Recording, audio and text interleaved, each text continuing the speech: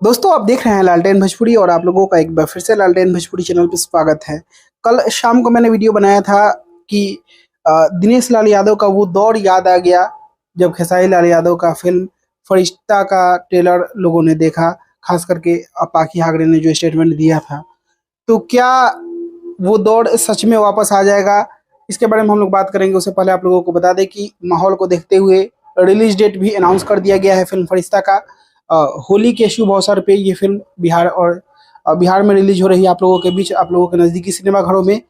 तो क्या वो माहौल वापस लाएंगे आप लोग, ये सबसे बड़ा क्वेश्चन मार्क होगा, क्योंकि एक त्योहार के मौके पे ये फिल्म रिलीज हो रही है और त्योहार में बहुत सारे जो बाहर कमाने गए हुए होते हैं वो लोग भी वापस आ चुके होते हैं अपने गांव में।